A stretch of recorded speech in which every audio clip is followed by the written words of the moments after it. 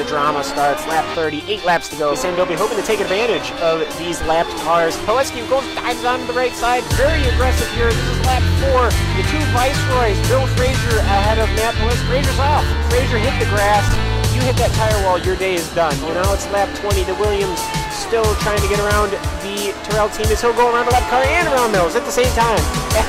At the same time, he's got the inside corner. Will he ride the curb? Yes, he will. He will get him on the inside. Vito Maria leading us all into Moss's corner. The beauty as his right side will cook the grass a little. A 180, no, a 360. Oh. Who will yield going into this corner? It's really not meant for too wide as it will be Gernald. Gernald will yield. Lots of smoke picking up from that Williams car. He is pushing it to the absolute limit. 26 of 30 now. Only 4 laps to go. He's going to get the run coming out the final corner. He's going to pull up side by side with the leader. It's going to be a drag race to the finish. Who is going to get there first? It's going to be...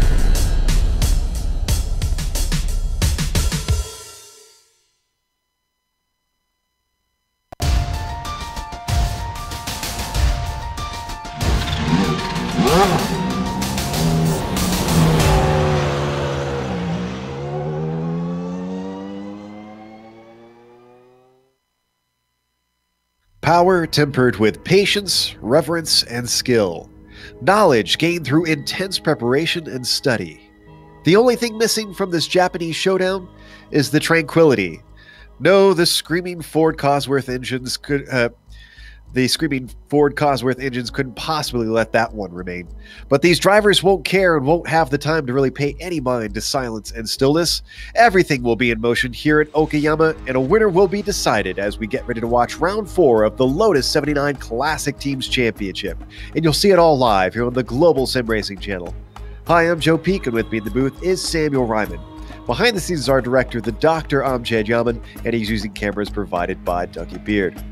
Sam, this should be an interesting one today with most of the drivers being familiar with this course. Tell us what they're up against. Yeah, well, as you mentioned, Joe, most drivers on iRacing are familiar with this course because it's one of the free road courses you get when you subscribe to iRacing. It is a Japanese circuit, 2.314 miles in length with 11 turns around this track. And we'll be going around here 32 times. This used to be a Formula 1 track back in the early 1990s. I gotta confess, I did a few laps around here on Grand Prix 2, Microverse Grand Prix 2 back as a child. And then when I grew up, it was kind of exciting getting us back on iRacing again. It's like, oh yeah, I remember this place. Hey, let's give you all an idea of what it's like. Unfortunately, our guys here at GSRC can't quite handle the power of a Lotus 79, so we had to give them a Lotus 49. Hey, take a look around.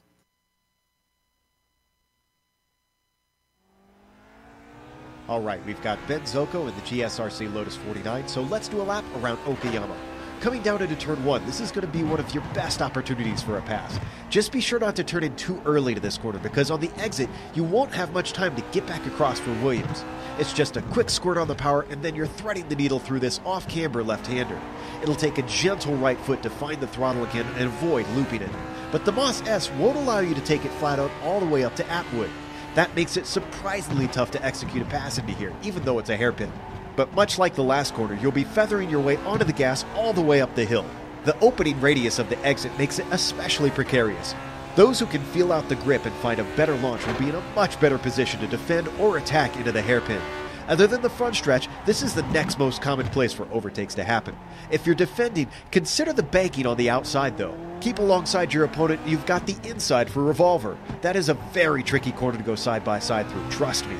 Then, as you plunge downhill, you swing it through Piper. The pit buildings leave very little room to the outside for runoff, so try your best not to get it out into the grass. From there, you've got a little blast into Redmond.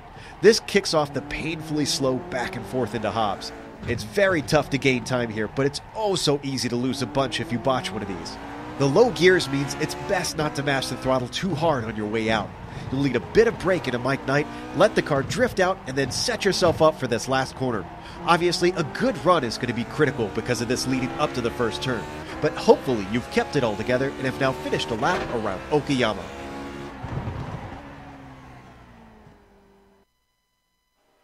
And of course, that's a lap around in an older Lotus, but we can't help but mention the fact that these two series, the Lotus 49 and Lotus 79, are actually sharing their schedule this season. So both series are driving at the same track this week.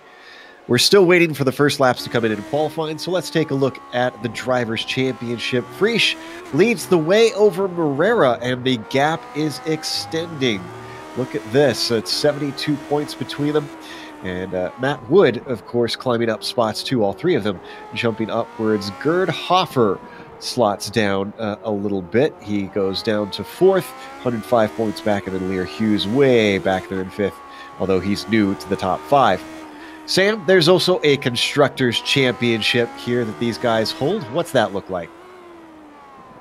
Well, what it looks like on track is very pretty, because it's always nice seeing these old F1 cars. What it looks like on the point side of things, though, is you see the Ligier team has taken over the top spot in those dark blue cars, ahead of the Parmalat Racing Team Brabham.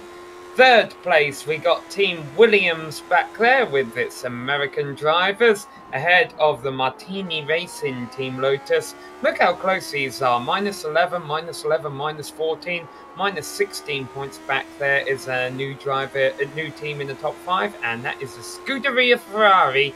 So things definitely shaping up in the team standings. Certainly is. Now, if you haven't watched a Classic Teams Championship race before, why don't we give you the skinny on that? We are on round 4 of 12, with this being official iRacing. Now, they have 4 drop weeks for the drivers, but the teams only get 2. You got to be more consistent there.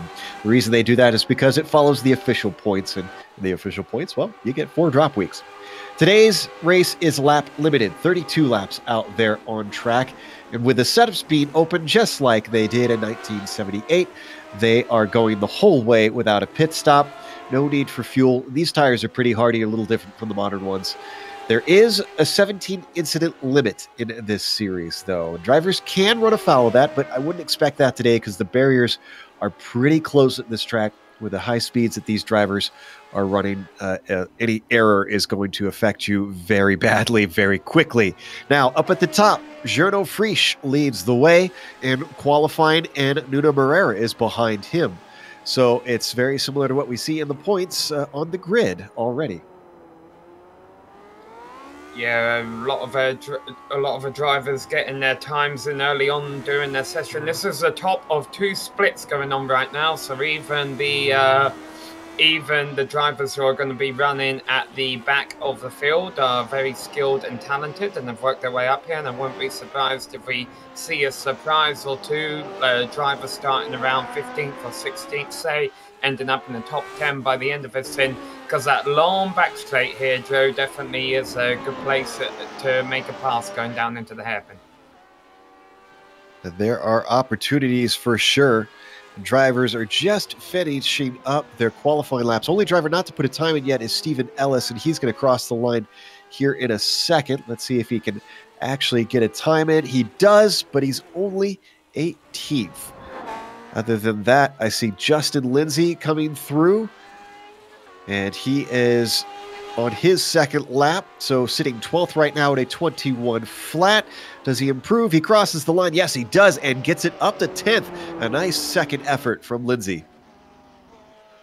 Yeah, just 1.9 seconds covering the whole field right now from our provisional pole sitter, Gernot Prix, all the way back to Adam Fraser, who is currently sitting 19th and last on the grid. But as I mentioned, less than 2 seconds off of our pole sitter, so hopefully we should see a very competitive race out there today. That's going to be everybody able to put a time in. Now, Ellis still has a second lap to come around, but I don't think he should be going too much higher up the order. We do have enough time to just watch him come across the line. Then we can get to the grid just in case that number 16 car does get a stonker in. Climbing up through Hobbs, out of that slow corner, having to be careful on the power through Mike Knight, and then the swift final corner, using the ground effects of this car to really keep it glued to the track. It's a long run to the timing line on this track. It's not like modern Formula One where they put it close to the final corner. And unfortunately, he is not able to improve. So let's go through our starting grid.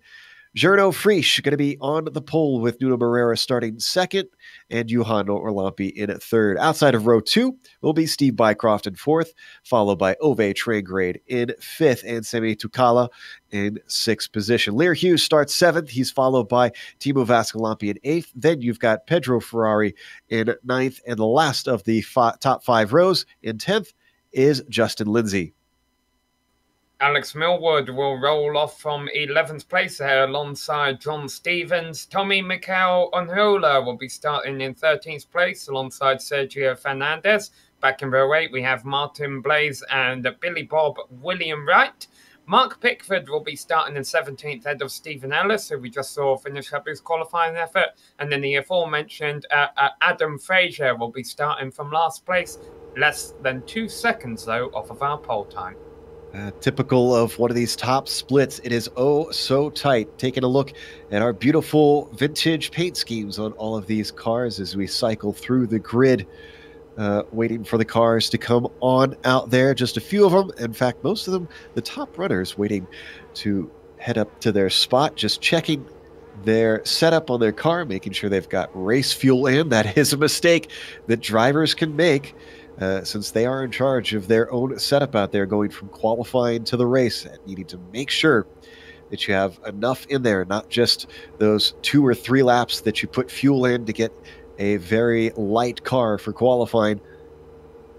Here you see Unhola, the Finn, coming over from the Lotus 49s as well. Like we said, sharing their schedule to help encourage the drivers to try and cross over. As everybody's on the grid, the engines now start to rev.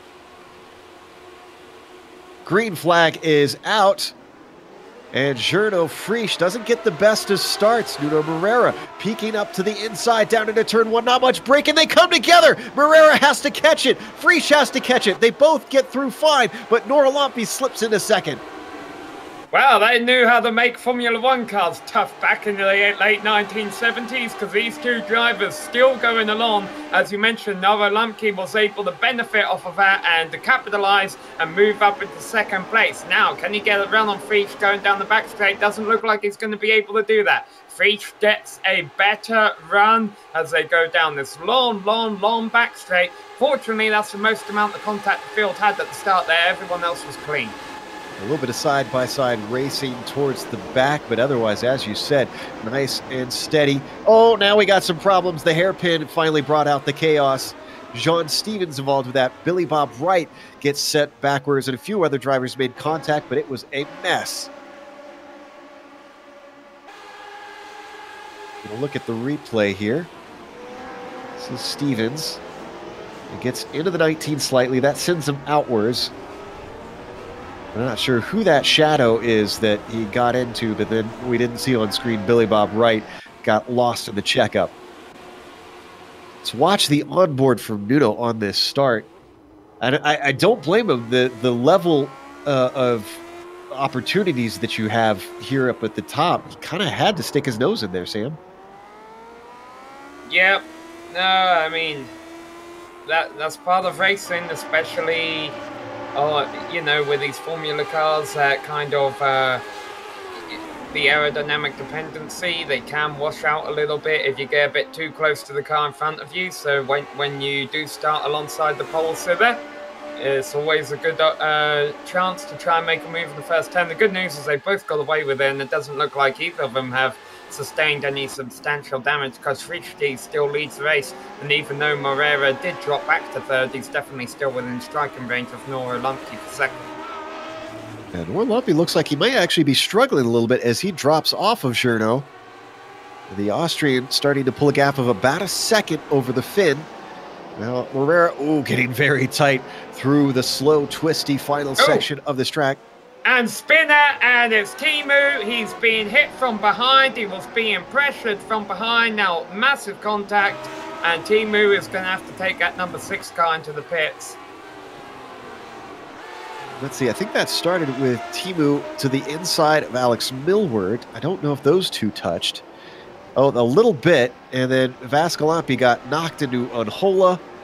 Boy, a lot of cars did a fantastic job in the mess to try and get through. Let's watch Lindsay, the Buckeye, I think gets through this unscathed somehow. Cars to the left, cars to the right. Oh, just pick this and beautiful job. Once again, a lot of lucky drivers, not only the drivers from avoiding the incident, but the ones who were in the incident, besides Timu, able to continue. Unfortunately, Timu Vascalampi is out of the race. Closest battle is down for 13th at the moment as Pickford trying to chase down Martin Blaze. Blaze going a little defensive into the hairpin, or is it an attack as he's got Unhola, gets it locked up and slowed down in time. And everybody makes it through, but bit of a messy start for round 4 here in the Classic Teams Championship.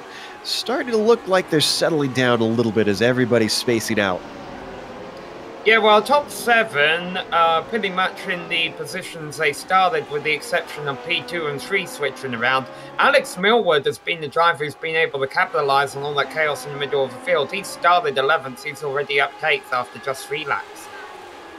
Nicely done by him. There in the back, you can see that close battle in the lower mid-pack still going on. Fernandez leading a train of Unhola, Blaze, and Pickford down into turn 1. Nobody close enough to make an attempt this time. Oh, car off, that's Pedro Ferreira. Whoa, and he makes a little bit of contact with Adam Frazier as he tries to return to the track. Let's watch the replay. This is a case of a little bit too much gas, not enough downforce. You can see he hits the wall hard. Second place under attack as we rejoin the live feed. And Nuno Moreira doing everything he can to get that Ferrari past that CFS machine of Norlampi. He's got a great run here. Ducks to the inside. Up to Redmond. He's given the apex. Norlampi doesn't fight him too hard, but it switches back. And they come together, banging wheels. Norlampi still holding on to it. Momentum goes to Moreira, but it's going to be another couple right-handers. And the Finn manages to fend him off. Norlampi doing a good job of holding on ahead of Gilles Villeneuve as they go back down the front straight, banning wheels in these 1980s F1 cars. Boy, I tell you what, I was making those Japanese comparisons. This is looking a little bit more like sumo wrestling today, these guys, the way that they are racing and fighting so hard. And this is early in the race. Yeah, another Ferrari in trouble. Martin Blaze tried to make a move down the inside of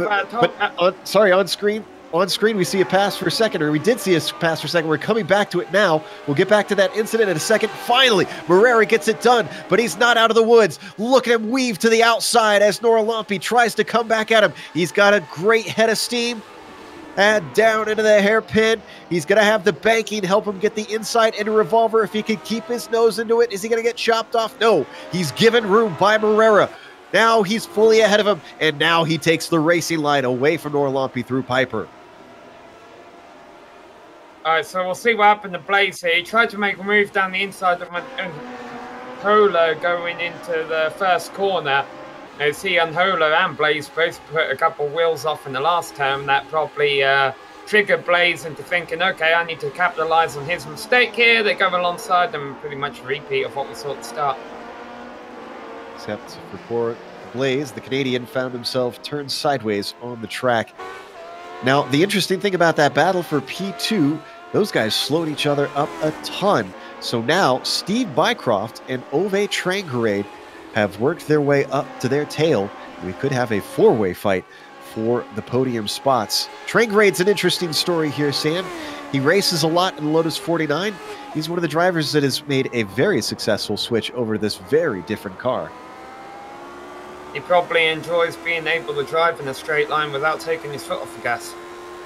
It certainly is a little bit more stable under speed as he follows closely in the tire tracks of Steve Bycroft, breaking into the hairpin, but none of these top four able to make an attack quite yet, just biding their time here as we're only on lap 6.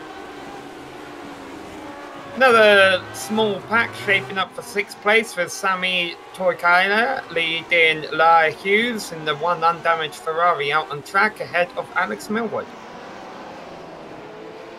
Oh, Hughes. Oh, and we understand that something happened to Pickford. Looks like he... Oh, and then Hula goes off. And Onhola was under attack a few quarters earlier. It looks like he's buckled to the pressure. He was in a fight, actually, with Pickford before this. Well, Hula now rejoins the track with Blaze right behind him again. These two met each other a few laps ago. Absolutely did.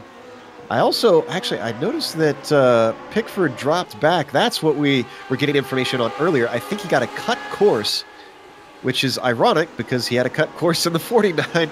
Oh, wait, no, I'm thinking of Mick Claridge. Sorry. Wrong M driver.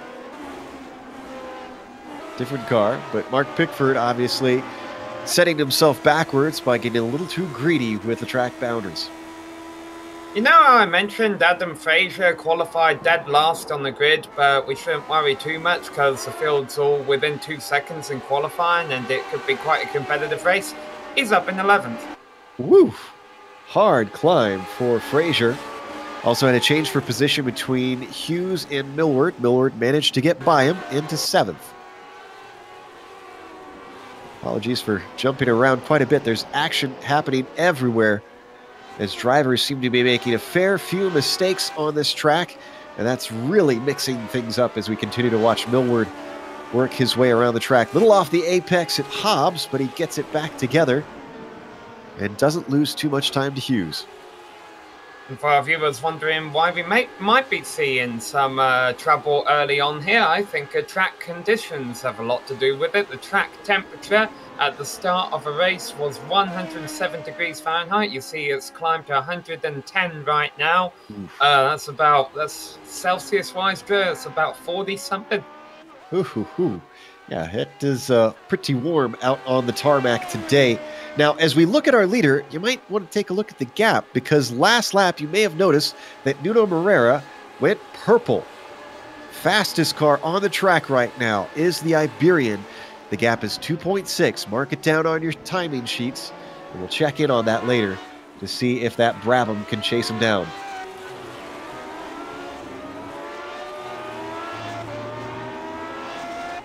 Boy, Ove Traegrade certainly not giving up on Bycroft, sitting in that 5th spot. He wants to go a little higher.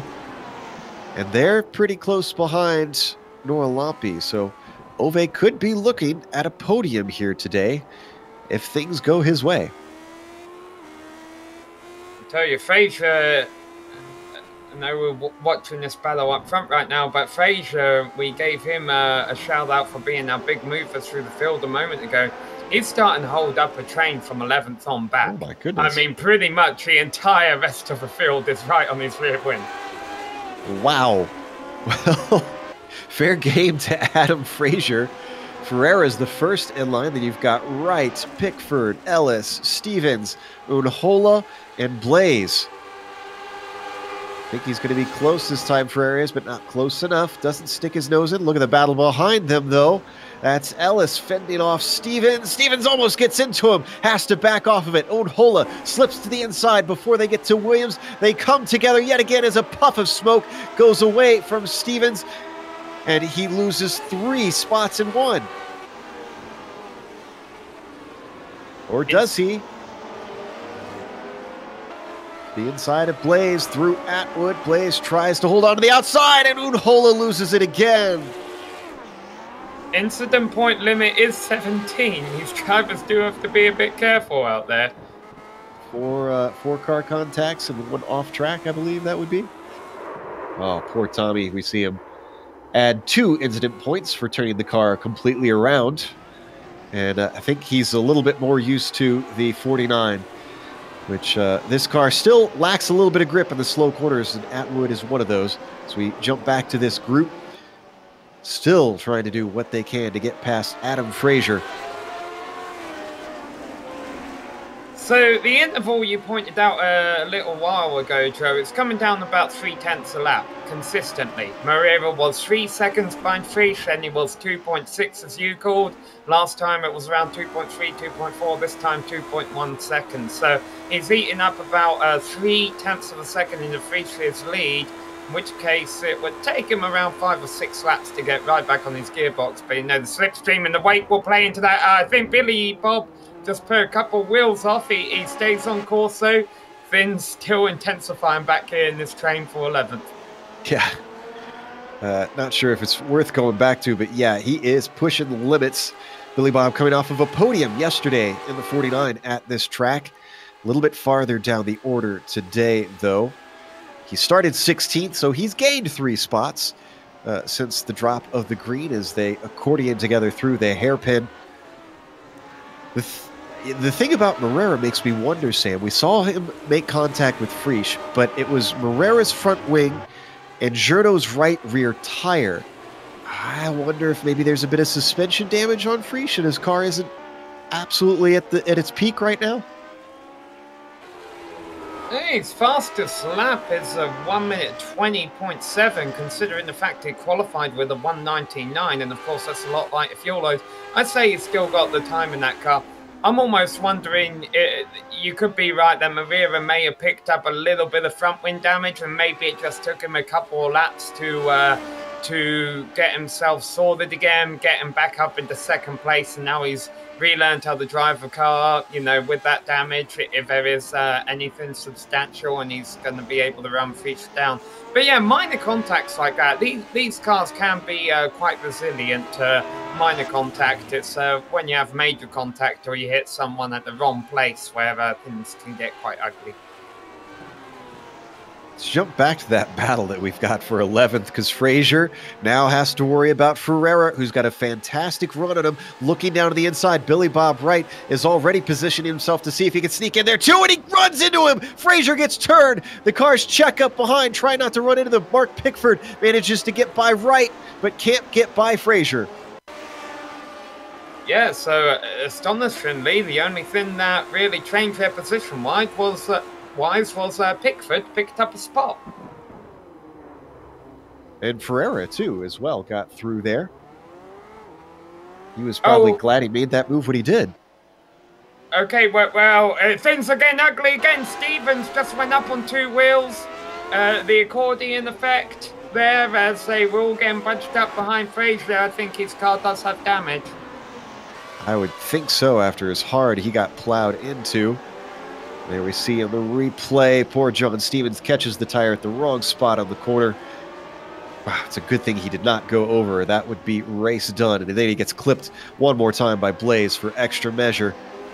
So that has changed that order around completely. So the new order is 11th Ferreira, 12th Pickford, 13th Billy Bob Wright, 14th Frazier, who amazingly did not pit, 15th Ellis, and switch that around as we have a mistake from, and I think Frazier has decided to take a tow.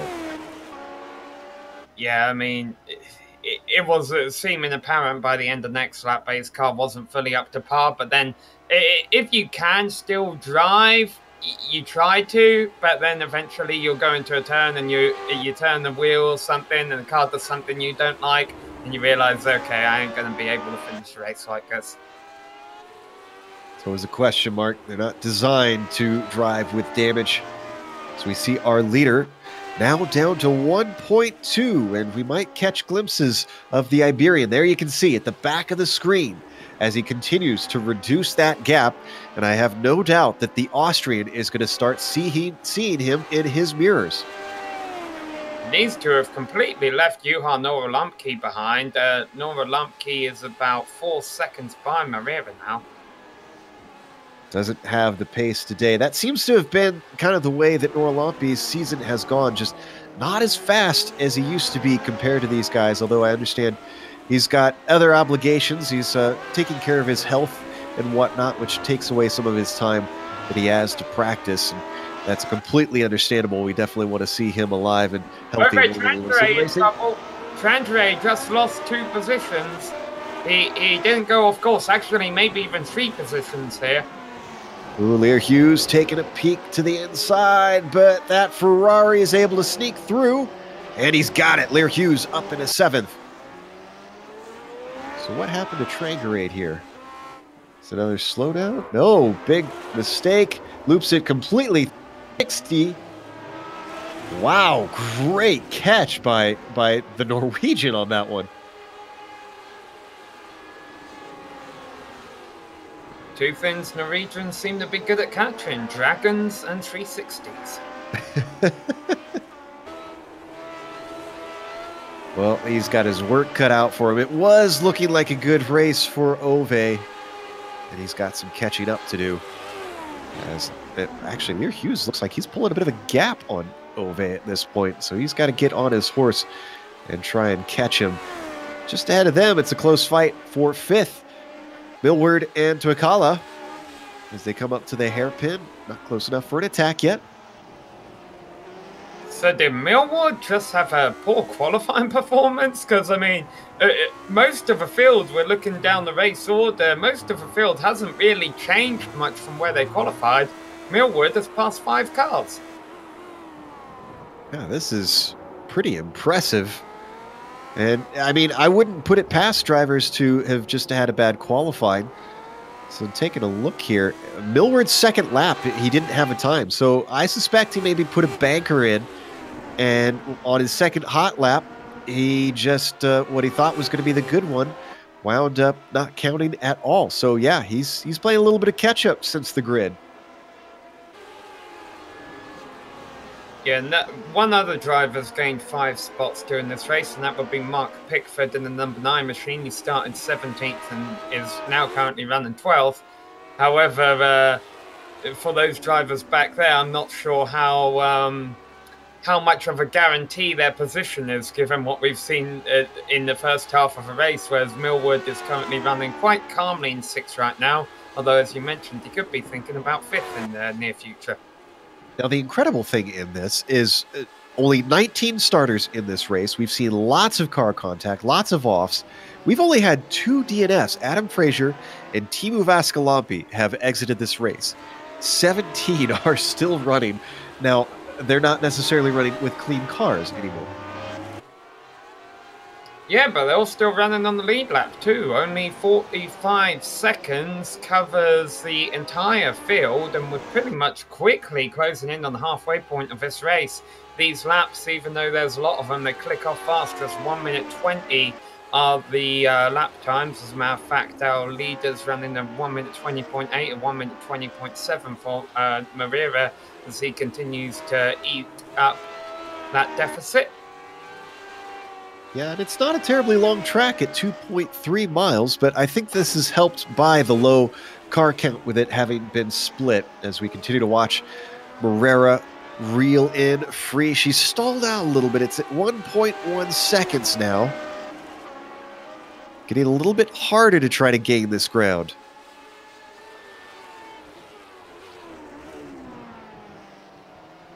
Fastest lap of the race still belongs to Moreira at that 20.4. And our viewers will see that purple graphic at the top of the screen come up throughout the duration of the race. Yeah, the tyres definitely wear on these cars, and in the closing laps you might see more wheel spin, drivers maybe having more offs or locking up their brakes a bit more. But ultimately, the cars should be handling their best at the end of the race because low fuel just makes such a huge difference. As we look back over the rear wing of the Austrian, no DRS here in these old cars. It's all down to what you got to do with what you're given. And still no gain of time that time by Moreira, stuck at 1.1. Wonder if this is a bit of the wake that he has faster pace, but once he gets into the dirty air, I mean, that was a problem back then as it is now. It just looks like he's struggling. The other thing could be, Sam, that maybe Frisch has just seen that gap come down and has turned up the wick.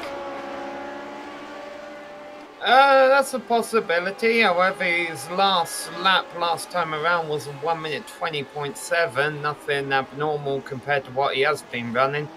It's interesting, Joe, isn't it? The aero dependency of Formula One cars. That seems like an argument that's been going on for a while. It certainly has. I've actually seen quotes of drivers saying it's too hard to follow other drivers from the 70s. So as soon as wings were added, it's just been a complaint on and on from the competitors in top-tier open-wheel racing.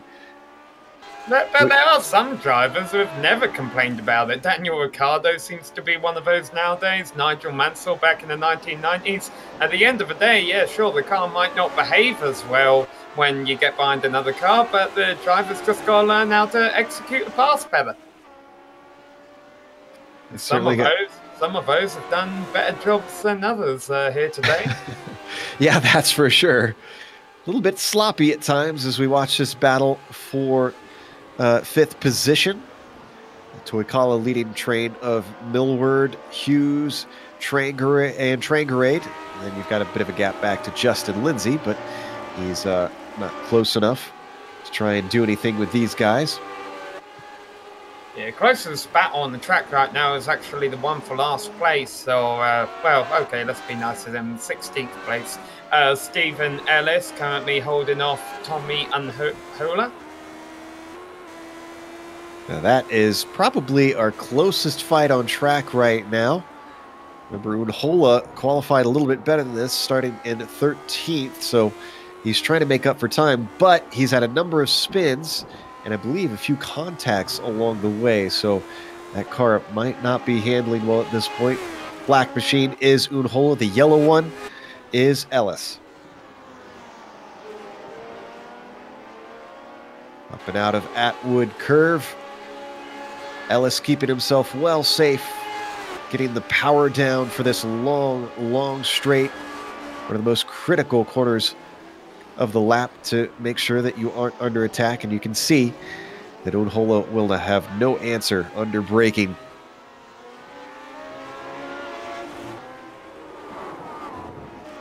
Starts to gain on, cuts it down by quite a few car lengths though. Here's a good run coming out of Piper. He sticks his nose in. Ellis gives him room at the apex, but he knows that this is going to switch back. No, he's going to give up the ghost. Ellis is not interested in getting involved in this fight. Unhola moves to 16th. Yeah, I wonder if that was voluntary or if he actually got a little bit of wheel spin going up the hill there. It is a possibility. Ellis is going to live to fight another day, but he is now the last car on the track. He's not in danger of being lapped quite yet. Prix still has quite a few seconds to go to get up to him. Now, what's interesting is that Morera is starting to make more inroads. It was 1.1. It's now down to 9/10 of a second. Yeah, and that was because Morera had a really good lap number 18. Prix has been running consistently about 1 minute 20.7s, 1 minute 20.8s. Actually responded that lap with a 120.6. Morera was a bit off the pace with a 120.8. But yeah, lap number 18, Morera ran a 120.5.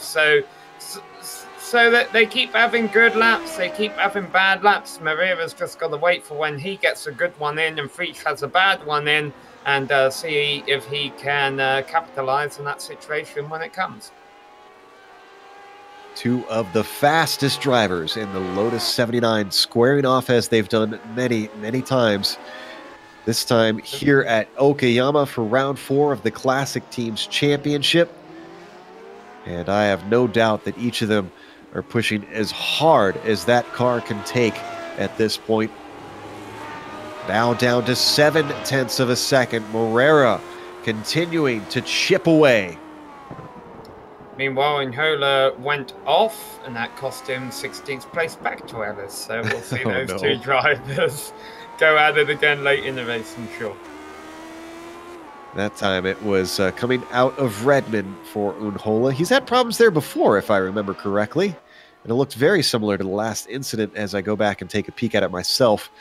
The rear of the car coming around on entry, and he just gets it going once again without touching anything. The Finn definitely is going to have to work on his throttle control, it looks like. P13 heating up. William Wright has Martin Blaze all over the back of him. John Stevens all over the back of him. They kind of accordion together in the hairpin in the slow corners of the track here. They all get close together, but once they get back on the straights, it spreads out a bit.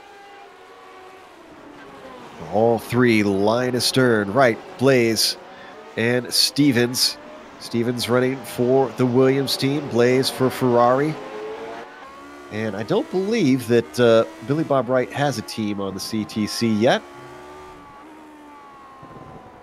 Right on board with Stevens, the caboose of this train onto the front stretch. You can see just how much the cars spread apart in a straight line. We're quickly running out of laps here, Joe. I know there's only 11 or 12 laps left to go, but as we mentioned a little while ago, 1 minute 20-second laps, that this race will be over in 10 minutes. These drivers don't have a lot of time to think about how they intend to play the rest of the race. They've got to go for it. And so we get a little bit of a closer shot here. You can see, yeah, there on the front wing of Billy Bob Wright, he has significant damage from when he came in contact with, I believe it was Frazier. And with him being at the front, he might be holding these guys up if he's struggling with that damage, because the other two look very clean. Meanwhile, our two leaders are closer than they've been before. I don't think Moreira's within striking range as they go down the back straight, but you can see the gap between them, just 0.4 of a second now. Friesch was in the 1 minute 21's last lap around, and that kind of allowed Moreira to reel him in, and Moreira getting really close now in the hairpin. Very, very close. So, Sam, put yourself in the shoes of the Iberian. You know that you've been gaining on the leader, so you know you have better pace. You're telling me that we're running out of laps. So if you were him, would you attack right now, right away, or would you try to size him up?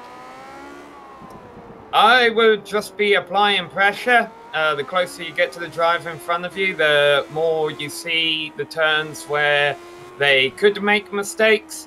That being said, Moreira's also got to be careful his car doesn't wash out. I think he did that a little bit in the last turn there. He's just got to apply pressure. Friesch ran a slow lap on lap 22. He picked it back up on lap 23 here. And hopefully Moreira was paying attention whenever Friesch made whatever error, put him back in the 1 minute 21s on lap 22. He's got to try and I think he's got to allow Friesch to make a mistake for him to close in on him, because otherwise Friesch, it seems like he's able to hold that gap at a steady distance, and then once he capitalizes on whatever mistake Friesch makes and gets right up on his gearbox, then I think he's just got to go for it. We saw there coming out of Atwood, Moreira yet again washing out, not able to handle the dirty air as that car is sliding a whole lot now, being so much closer to the back of that Ligier. The Brabham poking and prodding, doing as Sam said, just continuing to apply pressure where possible. We're down to 10 laps to go. That's going to be 9 in just a couple corners. And with each lap, the opportunities are going to trickle down till there are none left. The fight, very clearly a two-car race at this point. Noah Lumpy a whole 6 seconds back. He is no threat. These guys are clear to fight to the end. And lap traffic will not become a concern. At least the majority of it won't become a concern until the very last lap or two of a race. Here's a battle. Oh, Martin Blaze down here fighting with Billy Bob Wright. He's going to be on the outside of Revolver, and still the Floridian is able to hold both of these cars back. Don't know if he's going to be able to do it here because Blaze is right behind him. He's going to try and outbrake him into Redmond. No such luck.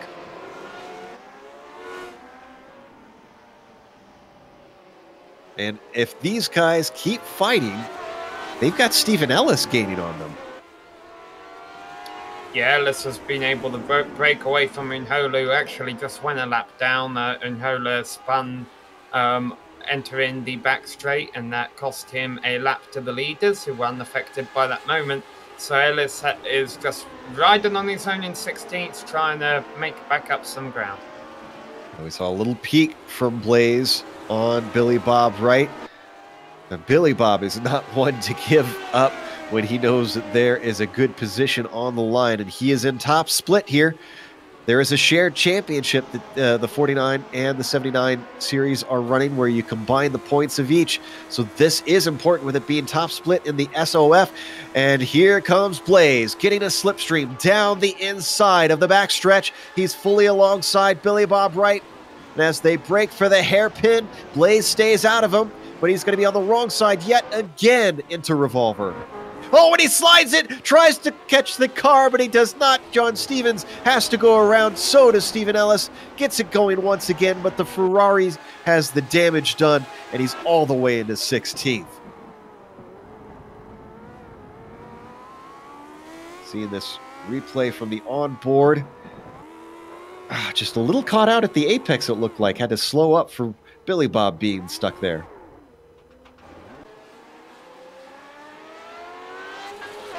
Our leaders just have 7.5 laps left to go now, and like we were saying, Joe, while Prix is able to, providing Prix doesn't make any mistakes, Moreira can only get so close before he keeps washing out, and so Prix is just, and you see him breaking the draft here, he's just trying to drive without making any errors. If he can do that for 7 more laps, I don't know there's a whole lot Moreira's going to be able to do.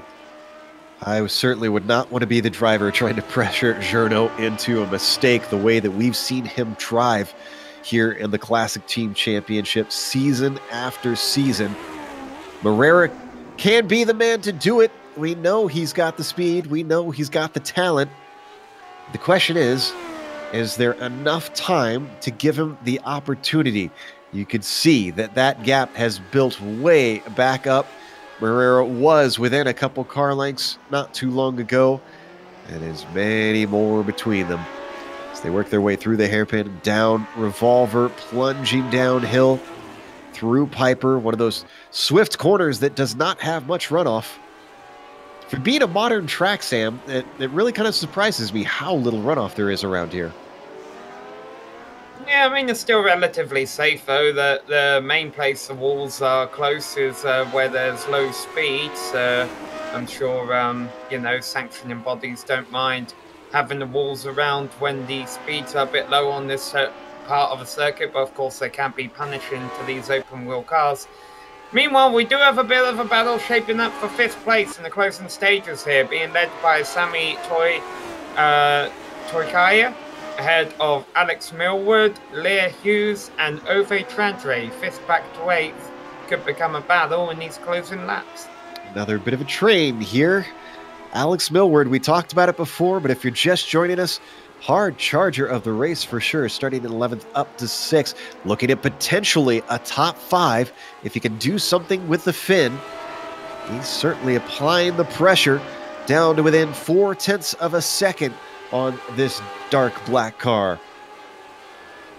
You know, one driver we haven't mentioned at all today, Joe, is the only other driver in the top 10 who started outside the top 10, and that's Sergio Fernandez in the number 17 machine, started 14th. I think he's a one mid-pack driver that's had a clean race all day long, and he might be able to pull out 10th from this. Millward sends one's up the inside into the hairpin on Toikala. He's able to hold him off, but he's still side by side, and it's just way too hard to hold on to that through Revolver. We've seen time and again in many different cars on this track. Here's the replay. Long way back. Look at that, Sam. Yeah, Sergio Fernandez came very close there to being the only driver in the top 10 who started outside the top 10, because I thought Millward was going to throw it away when he got on the gravel when they were running side by side there out of left-hander. Fortunately, he held on to it. Alex going a little kamikaze to try and get that move done, but it has now set him backwards because here comes Lear Hughes looking to try and duck his nose in, but he's not going to be able to do that. We didn't see it because we were on replay, so the graphic wasn't up, but Nuno Moreira sets the fastest lap again and bests his own time.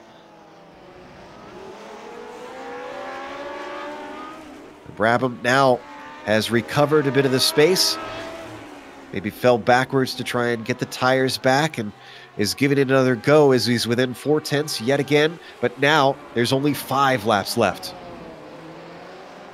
Of course, now the car is at its best, but the tires are at its worst. The better handling you can make your car, the more you can drive through the aero wake. Well, Moreira's car is light, so that'll help it turn, but these tyres could be shot, so it really depends on how much care has he been taking of those throughout the race as to whether he can do this purely on pace or if he does have to wait from another mistake from that number 1 car. Interesting, we're getting information from Vascalampi, who has, of course, retired early, telling us that it's extremely hard to pass, which we've picked up, obviously, with the way this race has gone. But it's a bit of a reverse, it sounds like, of what you'd expect, Sam. Does this concur with your experiences that it's actually harder to race with slow corners in this car, whereas most high downforce open wheel cars, you want those slow corners to kind of bring the racing together? Well, Pedro Ferreira is finding it hard right now to get around these slow corners, I'll tell you, because he just spun from 11th place, and that cost him... Actually, it didn't cost him any positions, it just cost him a bunch of time. We'll catch a replay of that here. Honestly, Joe, I think it's to each their own. I mean, at the end of the day, we're all racing in the same car on the same track. Some drivers have better car control out of these slower turns, and might be able to capitalize on such moves.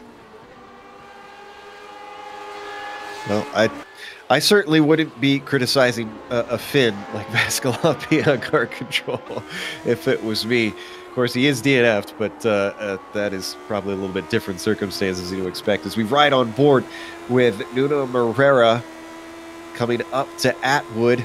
He's got it down to 3/10 now, using every inch of the track, kicking up a cloud of dust as he gets right up to the edge of things into Atwood. And now coming off, he's well within the slipstream, and Prix knows it, weaving back and forth, trying to break it. Moreira closes in under braking, but doesn't stick his nose in. Yeah, no, I'm not criticizing Vascalampi at all. I'm just saying that if Moreira happens to be a driver who prefers these slower speed turns and is better at getting back on the power than Prix, then he might be able to capitalize on such an opportunity, as is the case here. You see these tight, twisty turns as they go up the hill, and I think Moreira was able to get through them a little bit better. And now when the track does open up at the exit of the right-hand here, as long as it doesn't wash out, but it does. If his car hadn't washed out there, I would have had the feeling he would have been able to make a move on Prix into turn 1. Yeah, just not quite long enough, even though it is the second longest straight on the track. So coming through Williams, he holds on in back of him. You can see yet again loses a little bit of time, trying oh so hard. This is going to be his best chance. One of the slower corners where the downforce is not as important, but the car is so much harder to handle. Who's the better of the two? It looks like Moreira this time as he gains a lot of ground. He's within the slipstream yet again. Once more, we see Prix weaving back and forth a little bit, and as dive bomb sent in, they come together. Prix slides off. Moreira gets by. Is he going to let him through? He does. He lets him back by. Yeah, it looks like both cars escaped without damage. Moreira just didn't want to win the race that way. Yeah, I think he lost a little bit of grip. To be fair, I thought that was an okay move. It just looked more like Moreira got turned into. From my perspective, though, it's easy to say that from the booth, but from them, I'm sure they might have completely different viewpoints. Now, Moreira hasn't given up on him as we look live. 2 laps to go. He's much closer down the front stretch this time. Good. Yep, so last lap now. It was 2 to go. Now it's the final lap. Oh. What's Moreira going to do? Did the damage from that contact hurt either of these cars? Moreira's very close coming up to Atwood. He looks to the inside, tries to get the car in there, locks him up to try and stay out of him. Doesn't hit him, but is this going to hinder his one opportunity coming up and out of Atwood into the hairpin? Last time through, they made contact. He's a little bit too far back this time as Nuno Moreira, unless he sends another dive in. He takes a little bit of a peek, but nothing doing. Going wide at the corner, maybe gives an opportunity as Frisch makes a mistake. Barrera can't capitalize on it. He switches back through Revolver. He's incredibly close. He might get a chance if he gets the run out of Piper. He's very close. He's less than a car length back. This is the final lap. Barrera's not got anything more for it. They come together yet again, and he turns him. He waits for him to come back around, and that sportsmanship shows once again as Frisch is going to be allowed to take the win from Barrera. Well, let's see about this, because Nora Lumpke's catching them both up with an optimal handling car, and I think Frisch has damage here. He's holding them both up. Frisch is going to have enough speed to win it. The win goes to the Austrian. Nuno takes second, and Nora Lumpke across the line, all within 4/10 of one another. Fifth place under threat, but Toykala's got it under control, leading a whole train of cars to the line for fifth. Down in 13th, Billy Bob Wright. We've been watching him fend off a couple cars as well with damage on his front wing. There you see Stevens. I think he's got his own little bit of damage on that car now. Yeah, right. As long as he keeps on track here, shouldn't have too much to worry about from Stevens and Ellis. I'll see if Stevens makes any kind of aggressive move. No, none from him. And both cars not handling too well. It's Billy Bob Wright well off the apex in a number of corners here on the final lap. Stevens can't capitalize. So to the line, unless he gets a bad exit here. Nope, Billy Bob Wright will be able to hold on to 13th. Now I understand we've got a replay, I believe, of the incident, the last incident between our two leaders. All right, so very close, Sam, out of Piper, and then he knows he's not going to have anything after this. I can't blame him for trying it. I mean, maybe he's just a nicer person than me, but honestly, I think all three attempts, Rivera was alongside. He just didn't want to win the race by making contact. I think definitely on that one, he should have just drove by and won it. We're going to watch it one more time from Zerno's angle now to see what it looks like on his car.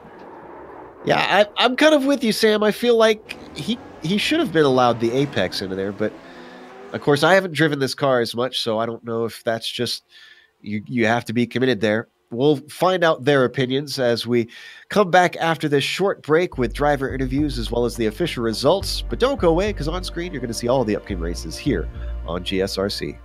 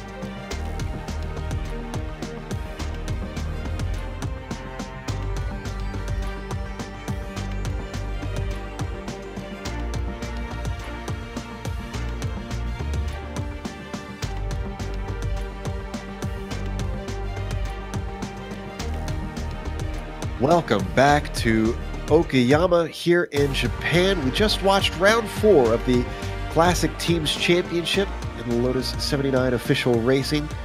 Well, it was won by Gernot Frisch, and it was only 4 tenths between the top 3, but it was a bit of a strange end. It wasn't the nail-biter to the line that you would usually expect, as Morera made a couple of attempts that wound up in contact and out of sportsmanship, elected to allow Gernot to take the win home. Norlampi could have spoiled the party. I think he actually slowed on the way to the line as well, seeing those two crawling to there. He took a well-earned third, although was way off the pace compared to the other two. Steve Bycroft took 4th. We didn't really look at that Williams hardly at all, but he did a good job kind of in no man's land. Sammy Toykala as well, leading a truly train across the line to get a top 5. Alex Millward had a bad qualifying, but had a good race, getting up to 6. Lear Hughes followed him home in 7th. And Ove Trangerade, a mistake, cost him what could have been a much better finish, taking home 8th. Justin Lindsay in 9th, and Sergio Fernandez finishes in the top 10. Yeah, rounding out that midfield battle there in 11th place was Pedro Ferreira, ahead of Mark Pickford. William Wright got 13th place, ahead of John Stevens and Stephen Ellis.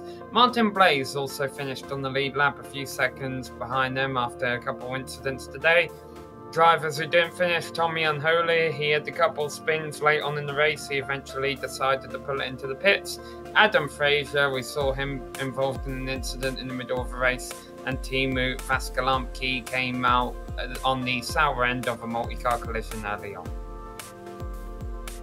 With that, we have our at least 2 of our podium to talk to. It's 2 of the ones we really want to talk to.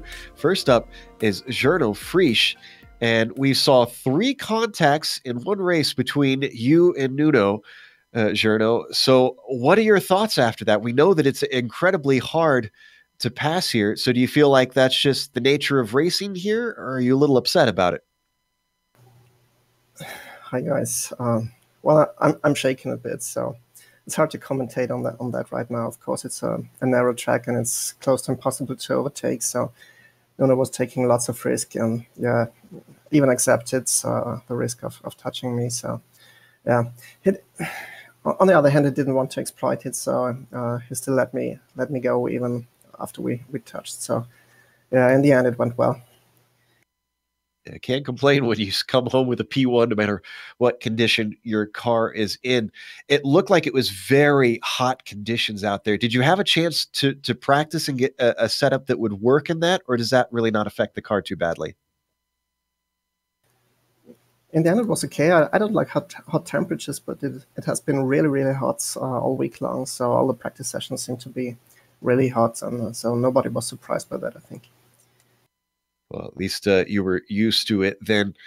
Well, you managed to hold him off, and of course, this is going to help in the championship fight, but it looks like, at least at this track, I don't know if it'll change throughout the season, Nuno seems to have got some pace all of a sudden. Are you worried about that? I think I'm always worried about Nuno and the other fast guys because, they're always quick. Nuno was the fastest guy this week, at least I think so. So maybe that contributed to him being a little bit frustrated in this race because he clearly had the pace to win this one. So it was a lucky win for me in the end, and thanks to Nuno for fair play in the end and giving him the win. All right, that was our winner, Gernot Frisch, taking a practical view of things. With that, we have the other side of the story. We have Nuno Morera waiting to talk to Sam to see what he thinks being the trailing car. All right, Nuno. Hi, Nuno. You came together with Gernot a few times at the end of the race there. Obviously, you had the opportunity, if you'd wanted it, to have gone by him and won the race. So, can you explain your decisions why you didn't take that? Hey, hello, everyone. I wouldn't want to pass Gernot after barging him. So we were both on the limit, and we were both running really, really fast. So there was not much margin to overtake. It's very difficult to overtake in this circuit, especially a driver like Gernot. And when you barge into someone, even if it's not actually, well, it was not on purpose, but of course, under a risky move, I opted to do risky moves because that would be the only way I could pass Gernot.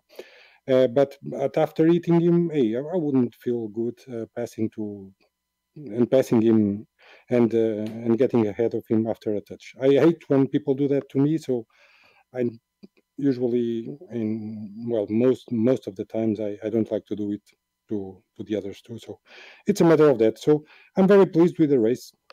This is Gernot's turf. I was able to overtake Yua after that initial laps, and then gain 3 full seconds on him on his home turf, which is a very technical circuit. I'm happy. So I'm happy, and I want those speed circuits to come so that we can talk in my turf.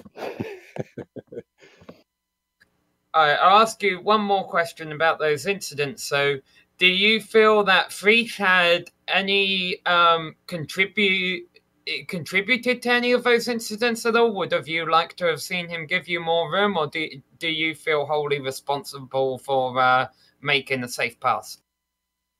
Okay, that's an easy answer. Of course, it takes two guys to dance here, and there would be no contact if both try to avoid it. So I didn't try to avoid contact. Also did not try to avoid contact. So contact happened.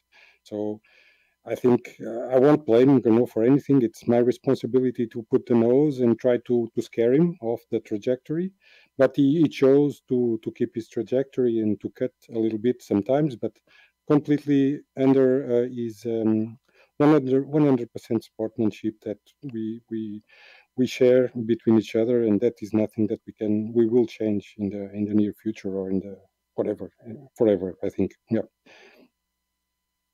You mentioned you like faster tracks. Does Phillip Island next week count as one of those? Yes, it is. All right, so you're looking forward to that race, I'm sure. Well, I would say commiserations on finishing second, but as you mentioned, you're happy, and it was definitely interesting at the end there. Hopefully, we'll be, for your sake, we'll be able to see you on the top step of a podium, if not at least on the podium next week at Phillip Island. Absolutely. Thank you very much, guys, and thank you for the broadcasts. Now I'll check it out and see how awesome those last laps were. Thank you. All right, that was our second place finisher, Nuno Moreira, also being very practical about it. I love listening to the drivers in this series. Even though sometimes it can be fun to watch the drama, I like seeing how much they care about good racing, good fair racing, and that's what makes this so great. One last driver we're going to talk to. He did not finish anywhere close to the top, unfortunately, but did take part in both races, and that is Tommy Unhola.